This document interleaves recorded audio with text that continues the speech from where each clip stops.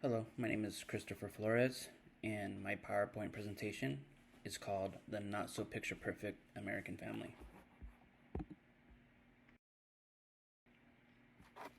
Discussion questions. In the 1950s, iconic TV shows were mostly representing which social group? 2. What happened during the third of the 20th century according to the reading? 3. According to the reading, today, what percentage of children live both with mother and father who are biological parents? 4. According to the reading, the National Center of Health Statistics says what about teen girls? 5. The National Marriage Project did a survey in 2001. What did that survey conclude? 6. Penny Edge, sociologist, did a study in 1998. What did that survey conclude? And lastly, 7. What is the conclusion/point of this reading?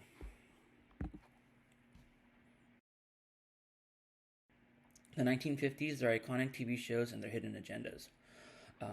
Most of the TV shows from the 50s to the early 90s were mostly about nuclear family, breadwinner family.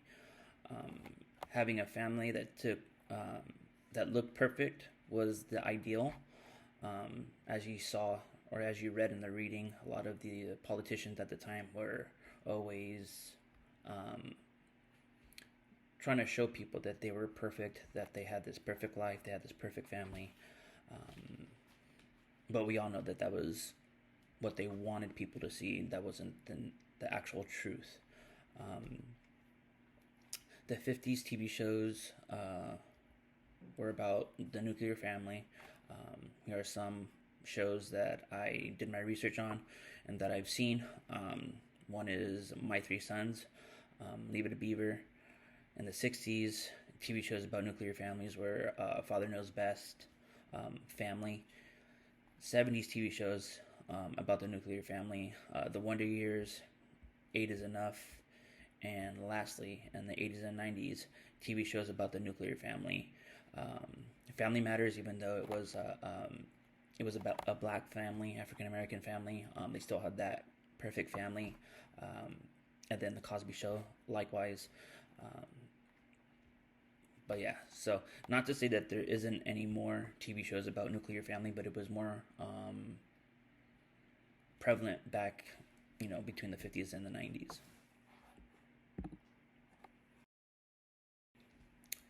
Changes in the last third of the 20th century. Married women became part of the working class. Breadwinner/homemaker families started to decline quickly. The divorce rate started to climb, and then children were born out of wedlock. Wedlock is there was a child born when the parents weren't married.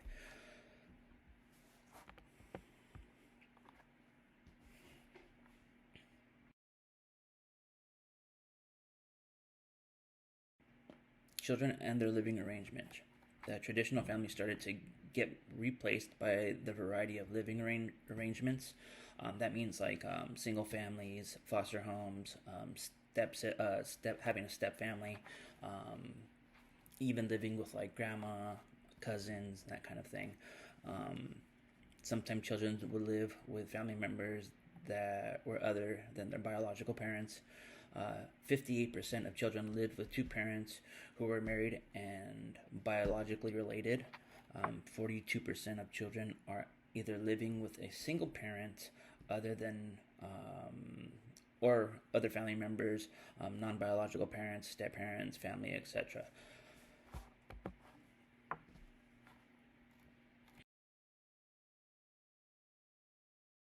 The National Center of Health Statistics, about 1 out of 6 15-year-old girls will give birth before reaching 20 years old. Having a pregnant teen is not that unusual these days. Political candidates today realize that none of their families is typical in the old sense. They're not perfect and are not trying to be like those candidates from those 50s. Um, Obviously, we all know who Sarah Palin is. Her daughter ended up getting pregnant as a teen during her campaign. I think this is when people actually started to realize that, it doesn't matter if you're in the spotlight, it doesn't matter if you're famous, if you make a certain amount of money, if you're lower class. there's no such thing as a perfect family. I think Sarah Palin, although I don't agree with everything that she says, I feel that she did this gracefully. She didn't try to hide it. And yeah, that was something that was not always. Um, I can't find the word. That was something that's not that most people didn't do, especially being in the spotlight like she was. Past political candidates running for the office tried to show that their families were perfect and had the perfect life. But like I said, I like how Sarah Palin really didn't. Obviously, there was always scandals, but it was predominantly the actual figure, the politician. It wasn't about their families. So um, Sarah Palin's daughter Bristol got pregnant during her mother's running of office. So yeah.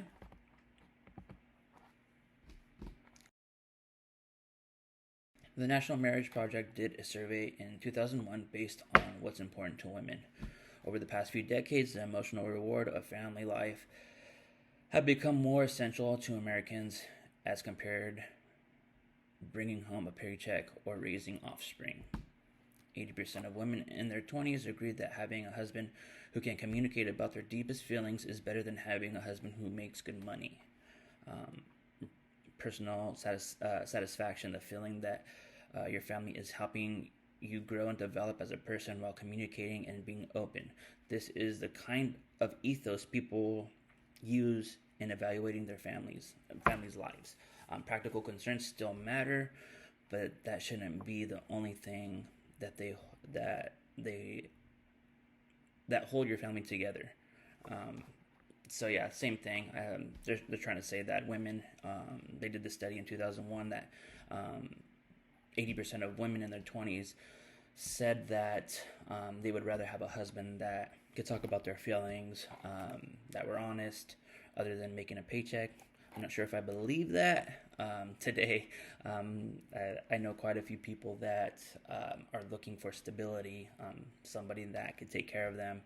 And we see a lot of TV shows like that today, but I'm going to take it for what it's worth.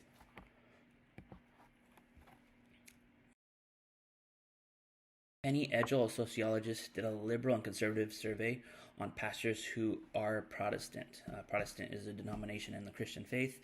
Um, Penny Edgell asked all of the pastors in 4 upstate New York communities whether they agreed with a statement that says there have been all kinds of family throughout history, and God approves of many different kinds of families. 80% of liberal pastors from this community agreed with the statement, while 100% of conservative pastors from this community disagreed with the statement. Um, Social conservatives disapprove of divorce, except in matters of infidelity or abandonment. Um, Social church conservatives teach children to abstain from sex until they are married. However, they're willing to embrace Bristol Palin and her family regardless if they deviated from their ideals. So I liked how the reading also spoke about Bristol Palin, which is Sarah Palin's daughter who got pregnant. Again, I believe more people started to recognize Sarah Palin as just a regular person, and she has a regular family. She didn't try to hide anything. And even Bristol at the age of 15 wasn't trying to hide anything either. I think people just started to recognize that, there is no perfect family. Everybody's human. And I think because I don't want to say that they came about in humility, but coming from a Christian background, I'm sure that she did. Um, and more people were prone to listen to her and had sympathy for her, and just saw her again like a regular person. Conclusion: there is no such thing as a perfect American family. It's all subjective. Even being a politician, president, or man slash woman of God, there is still no perfect family. Presidential candidate Mike Huckabee said, "People of faith aren't people of perfection." So I say, if you're not perfect, who are you to judge what is considered perfect? And lastly, no matter how hard you try to be perfect, you will always know what makes you human. You are perfectly imperfect. Now these are my quiz questions. The Picture Perfect family. In the 1950s, iconic TV shows were mostly representing which social group? Obviously, it's the nuclear family.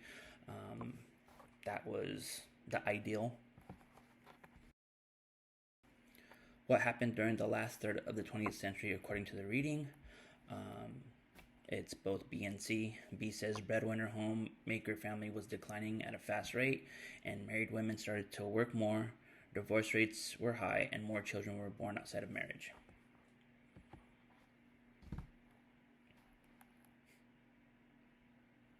Three.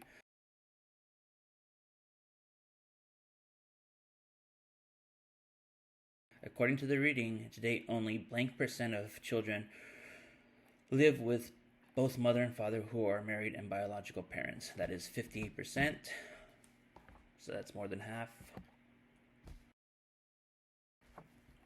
4. According to the reading, the National Center of Health Statistics show that about 1 out of 6 girls will give birth before the age of 20.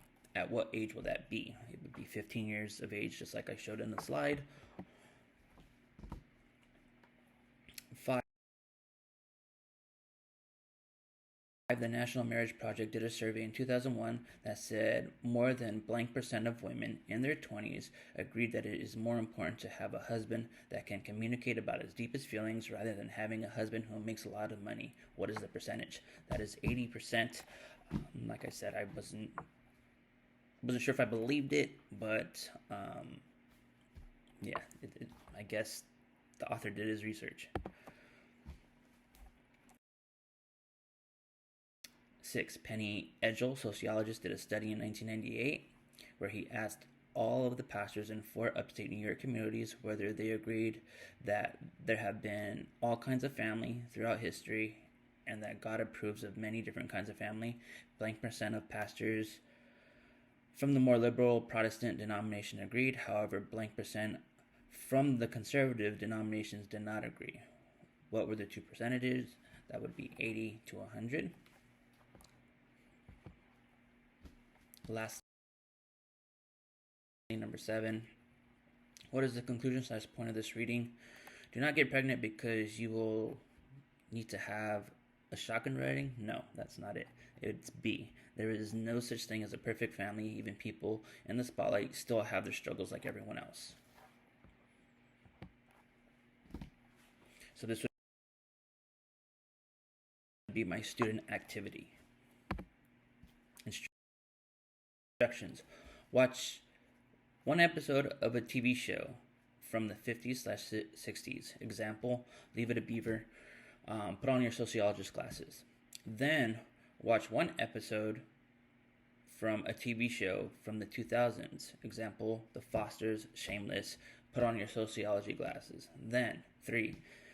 Then compare and contrast. Tell us what you saw in 1 to 2 paragraphs on how you felt watching the show, the differences between the 2 shows, the similarities while focusing on the struggle they faced during that episode, then connect one concept you learned this semester to each TV show or TV episode.